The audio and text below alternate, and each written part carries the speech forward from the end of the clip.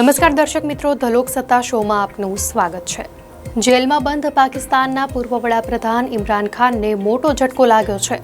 ઇમરાન ખાનને અલ કાદિર ટ્રસ્ટ સંબંધિત જમીન કૌભાંડમાં 14 વર્ષની સજા ફટકારવામાં આવી છે।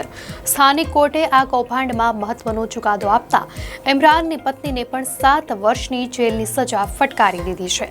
હાલ ઇમરાન ખાન અને બુશરા બીબી બંને જેલમાં જ બંધ છે, તો કોર્ટે ઇમરાન અને બુશરા પર ₹10 લાખ અને ₹5 લાખનો દંડ પણ ફટકાર્યો હતો। તેમજ દંડની રકમ ચૂકવવામાં નિષ્ફળ રહ્યા તો બંનેને 6 મહિનાની જેલની સજા પણ થઈ શકે છે। તો આ કેસમાં ઇમરાન ખાન સત્તાના દુરુપયોગ માટે પણ દોષિત છે। પાકિસ્તાનની કોર્ટે ઇમરાન ખાન અને તેમના પત્નીને £190 મિલિયન નો દંડ પણ ફટકાર્યો છે।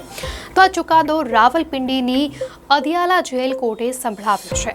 આપણે જણાવી દઈએ કે ઇમરાન ખાન ઓગસ્ટ 2023થી રાવલપિંડીની આ જેલમાં જ બંધ છે।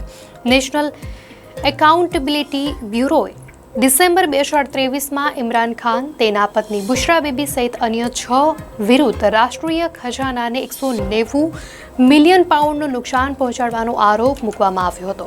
ડિસેમ્બર 2023માં અલ કાદિર યુનિવર્સિટી ટ્રસ્ટ કેસમાં ભ્રષ્ટાચાર અને રાષ્ટ્રીય ખજાનાનો ગેરકાયદે ઉપયોગ કરવા બદલ પાકિસ્તાનના પૂર્વ વડાપ્રધાન ઇમરાન ખાન, તેના પત્ની બુશરા બીબી અને અન્ય 7 લોકો વિરુદ્ધ કેસ ફાઇલ થયો હતો। અગાઉ 3 વખત ચુકાદો સ્થગિત કરાયા બાદ જસ્ટિસ નાસિર જાવેદ રાણાએ અંતે સજાનો આદેશ આપ્યો હતો।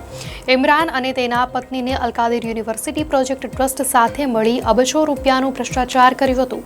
તો આ કેસમાં પાકિસ્તાની કોર્ટે ડિસેમ્બર 2024માં જ પોતાનો નિર્ણય સુરક્ષિત રાખ્યો હતો। તો આજે ચુકાદો સંભળાવતા પહેલા તેને 3 વાર મોકૂફ રાખવામાં આવી ચૂક્યો છે। તો કોર્ટના ચુકાદા બાદ ઇમરાન ખાનના પત્ની બુશરા બીબીને કસ્ટડીમાં લેવામાં આવ્યા છે।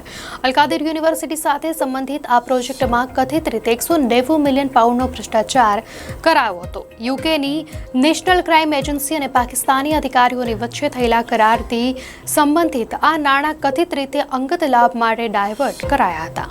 તો દર્શક મિત્રો, આ અંગે આપની શું પ્રતિક્રિયા છે, ચોક્કસથી જણાવશો।